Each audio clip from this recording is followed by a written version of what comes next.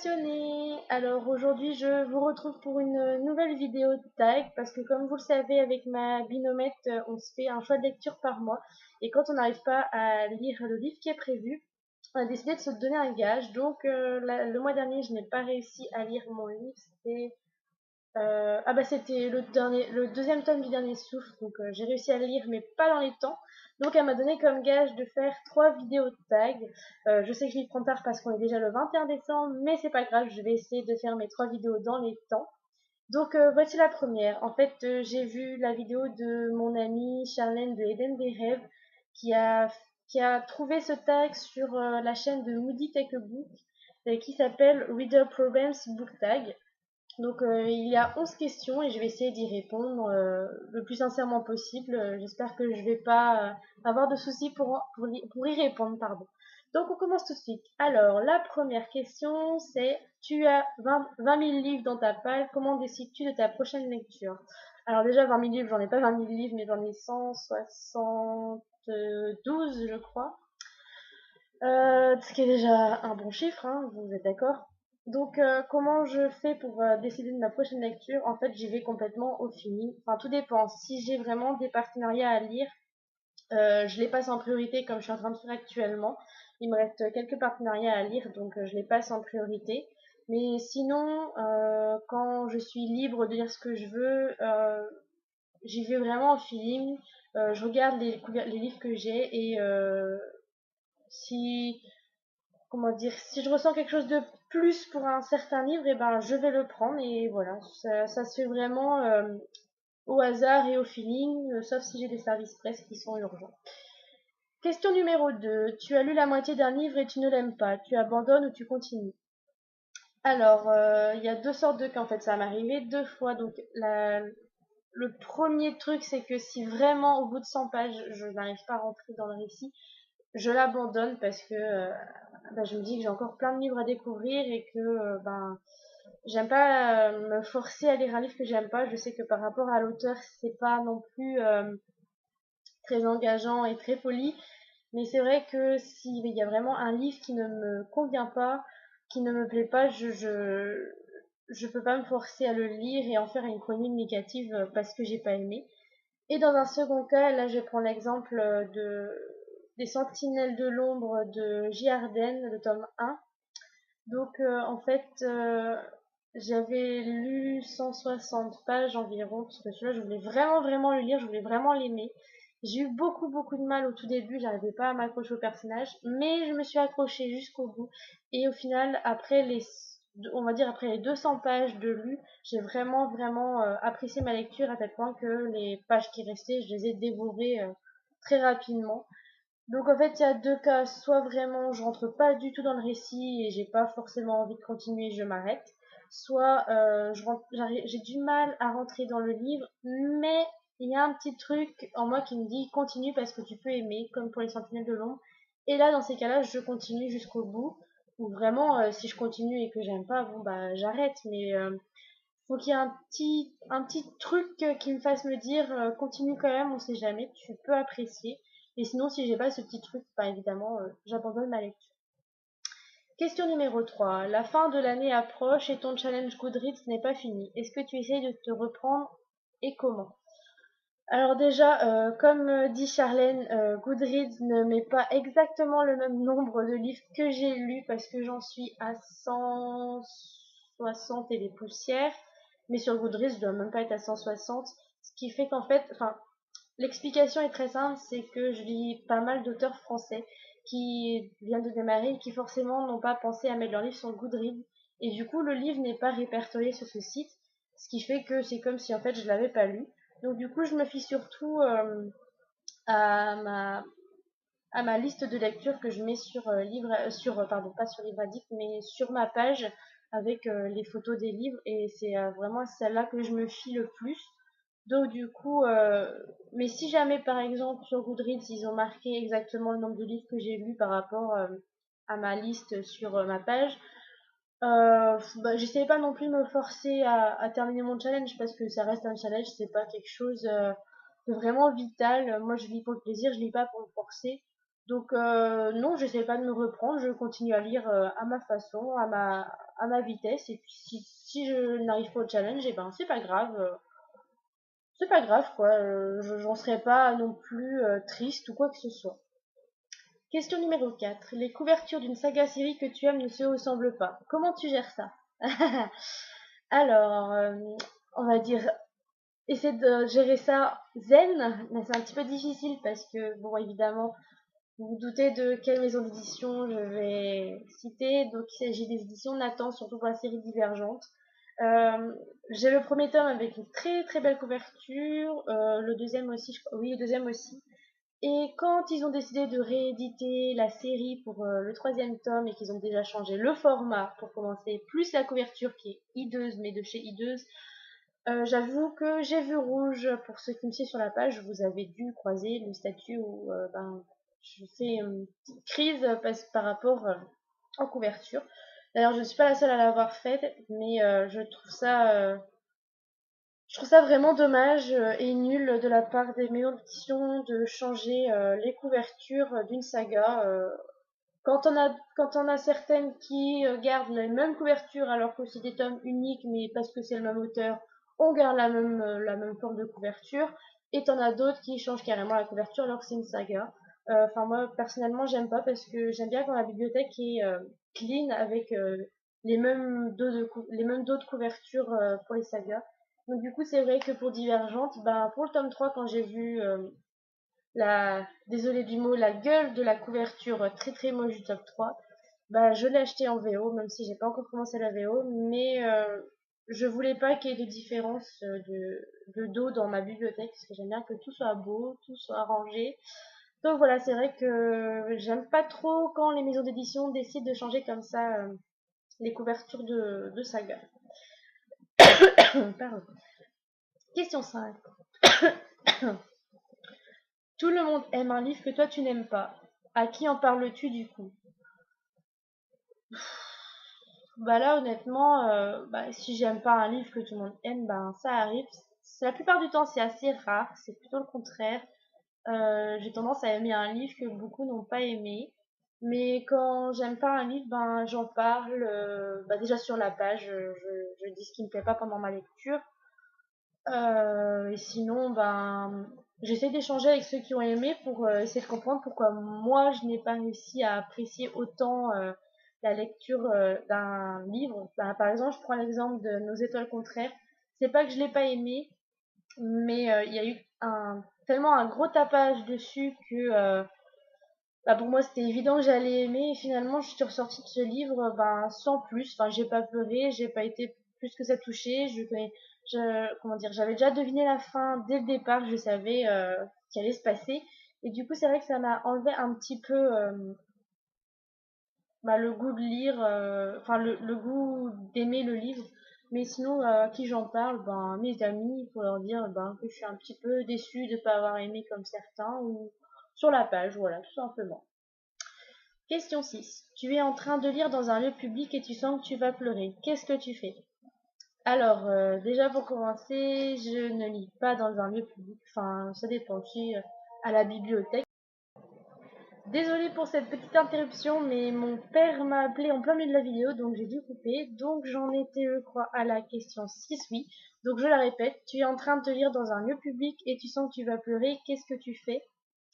Donc je te disais, oui bien sûr, je te disais, cher public, donc que je ne lisais pas spécialement dans les lieux publics. Enfin, ça dépendait. Si quand je suis dans le train, oui, juste dans le train parce que dans le car je ne peux pas lire. Je lis. Donc si jamais je lis dans le train et que je sens que je vais me mettre à pleurer, je l'arrête parce que je me sentirais gênée de pleurer devant les gens, ils comprendraient sûrement pas, ou alors ils se diraient c'est à cause du livre. Mais dans ces cas-là, j'évite vraiment de lire devant les gens si je sais que soit je vais pleurer, soit je vais hurler, soit je vais non, rire, je lis. Ça m'est déjà arrivé d'ailleurs pendant que j'essayais de faire une radio, j'avais ri devant un livre. Mais si je pleure, je pense que je m'arrête avant de pleurer. Voilà. Question 7. La suite d'un livre que tu aimes vient de sortir, mais tu as oublié pas mal de choses. Que fais-tu? Tu relis le précédent, tu trouves un synopsis bien spoilant ou tu pleures de frustration? Les trois à la fois? Non, le relire pas tellement, Mais plutôt, oui, un résumé bien spoilant, ben, depuis qu'il y a une page Facebook qui a ouverte sur enfin la personne fait des résumés qui spoilent les tomes précédents. C'est vrai que dans ces cas-là, je vais voir si jamais la personne n'a pas mis déjà le résumé de la série.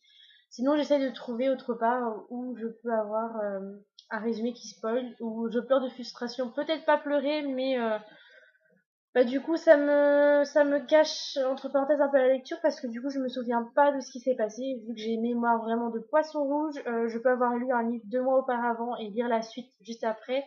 C'est pas pour autant que je m'en souviendrai. Donc, c'est vrai que je commence à être habituée au fait d'oublier ce qui s'est passé dans les livres que je lis.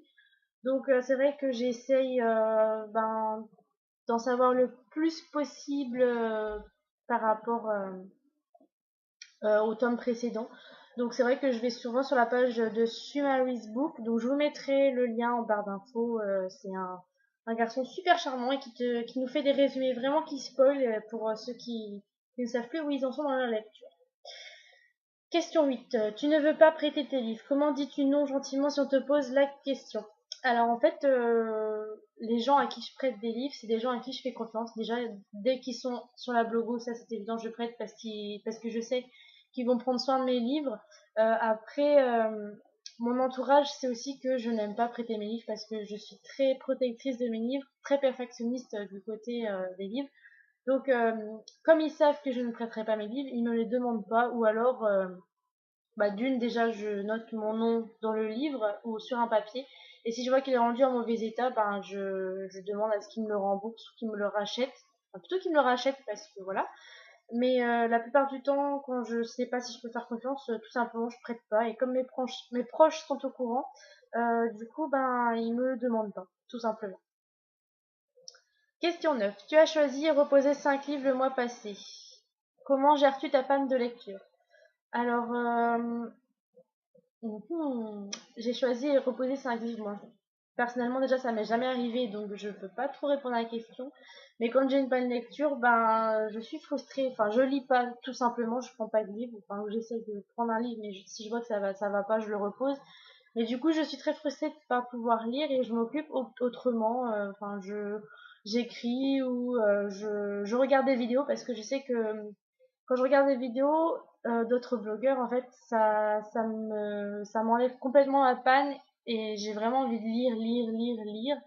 Euh, Il y a beaucoup de youtubeurs que je regarde et que quand je les regarde, qui montrent par exemple leur IMM, par exemple le blog de Galéane, Mugi Take a Book, Un jour un livre.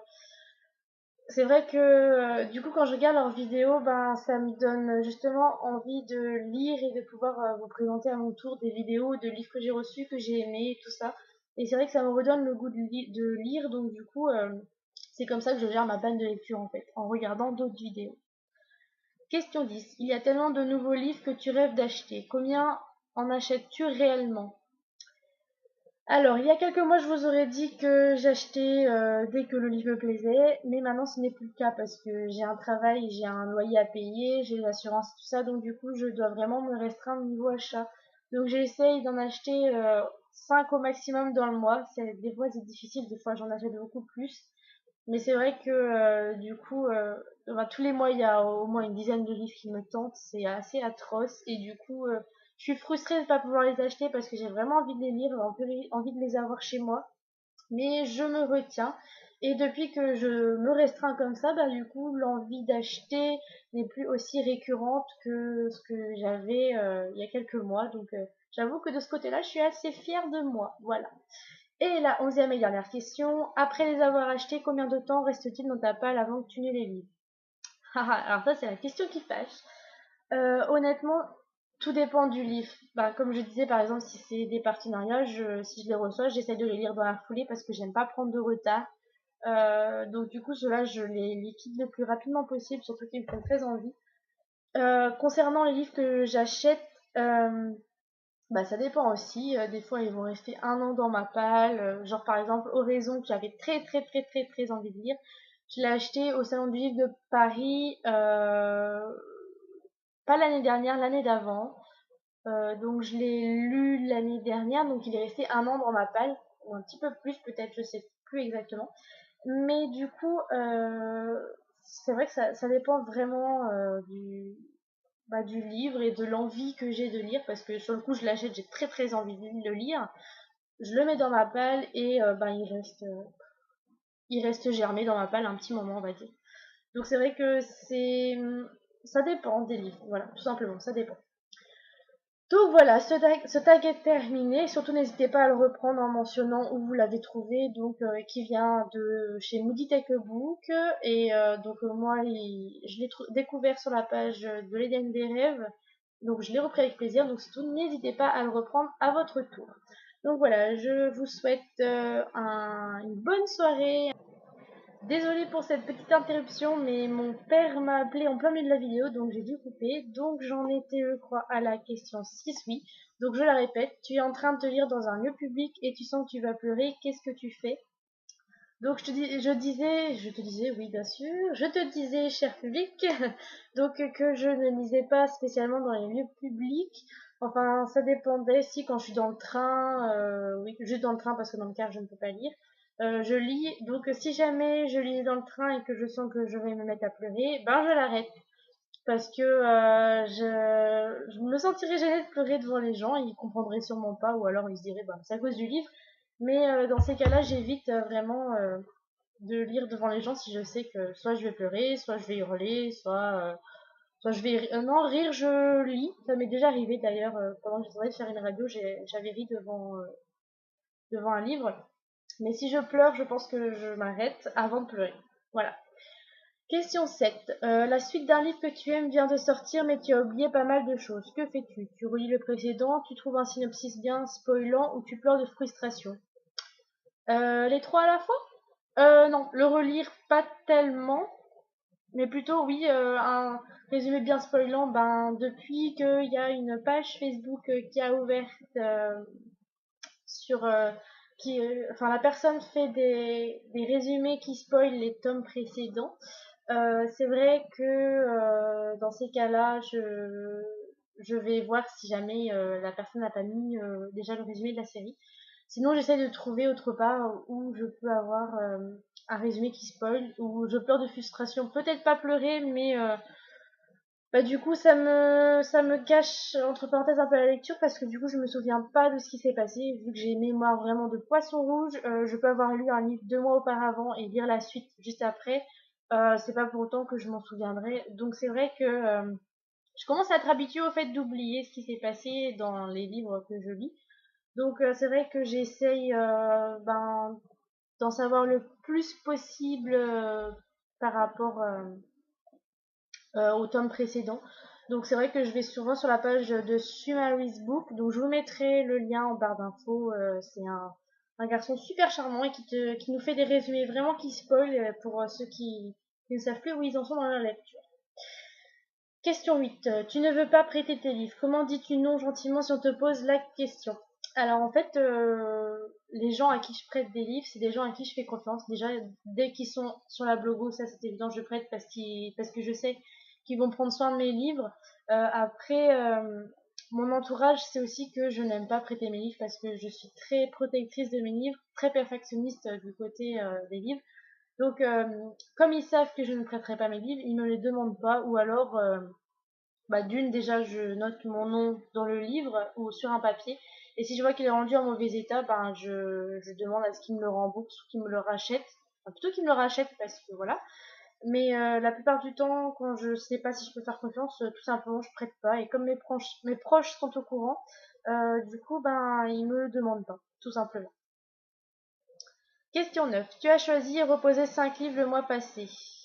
Comment gères-tu ta panne de lecture? Alors, j'ai choisi reposer 5 livres, moi.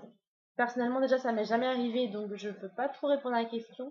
Mais quand j'ai une panne de lecture, je suis frustrée. Enfin, je lis pas, tout simplement, je prends pas de livre. Enfin, j'essaie de prendre un livre, mais si je vois que ça va pas, je le repose. Mais du coup, je suis très frustrée de pas pouvoir lire et je m'occupe autrement. Enfin, j'écris ou je regarde des vidéos parce que je sais que quand je regarde des vidéos, d'autres blogueurs, en fait, ça m'enlève complètement la panne et j'ai vraiment envie de lire, lire, lire, lire. Euh, Il y a beaucoup de youtubeurs que je regarde et que quand je les regarde, qui montrent par exemple leur IMM, par exemple le blog de Galéane, Mugi Take a Book, Un jour un livre. C'est vrai que du coup quand je regarde leurs vidéos, ben ça me donne justement envie de lire et de pouvoir vous présenter à mon tour des vidéos de livres que j'ai reçus, que j'ai aimés et tout ça. Et c'est vrai que ça me redonne le goût de lire, donc du coup c'est comme ça que je gère ma panne de lecture en fait, en regardant d'autres vidéos. Question 10. Il y a tellement de nouveaux livres que tu rêves d'acheter. Combien en achètes-tu réellement? Alors, il y a quelques mois, je vous aurais dit que j'achetais dès que le livre me plaisait, mais maintenant ce n'est plus le cas parce que j'ai un travail, j'ai un loyer à payer, j'ai l'assurance, tout ça, donc du coup, je dois vraiment me restreindre niveau achat.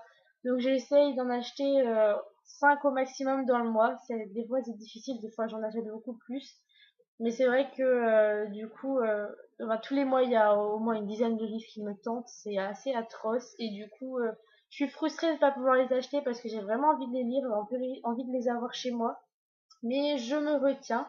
Et depuis que je me restreins comme ça, bah, du coup, l'envie d'acheter n'est plus aussi récurrente que ce que j'avais il y a quelques mois. Donc, j'avoue que de ce côté-là, je suis assez fière de moi. Voilà. Et la 11e et dernière question, après les avoir achetés, combien de temps reste-t-il dans ta palle avant que tu ne les lises? Alors ça c'est la question qui fâche. Honnêtement, tout dépend du livre. Bah, comme je disais par exemple, si c'est des partenariats, si je les reçois, j'essaie de les lire dans la foulée parce que j'aime pas prendre de retard.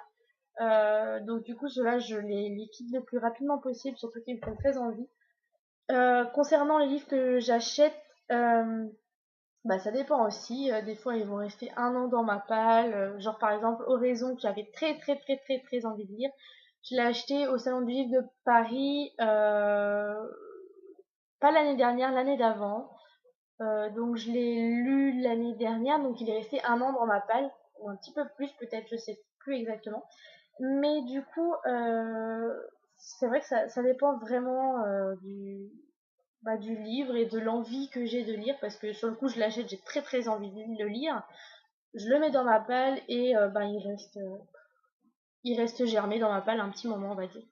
Donc c'est vrai que ça dépend des livres, voilà, tout simplement, ça dépend.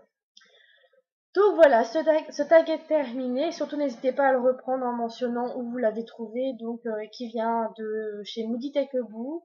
Et donc moi, je l'ai découvert sur la page de l'Éden des rêves. Donc je l'ai repris avec plaisir. Donc surtout n'hésitez pas à le reprendre à votre tour. Donc voilà, je vous souhaite une bonne soirée, une bonne fin de dimanche et surtout plein de courage à ceux qui reprennent le travail demain ou non pas les cours parce que c'est les vacances. Justine, il faut que tu mettes ça dans la tête que c'est les vacances. Et je ne sais pas si je referai une vidéo demain, donc si jamais, je vous souhaite de très bonnes fêtes, un bon réveillon de Noël. Mais ne vous inquiétez pas, l'Eden des rêves arrive chez moi samedi soir.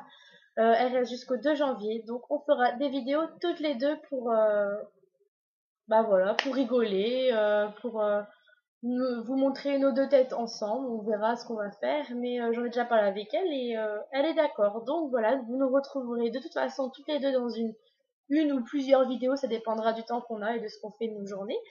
Donc voilà, je vous fais plein de gros bisous et je vous dis à très vite pour de nouvelles vidéos. Pardon, bye bye.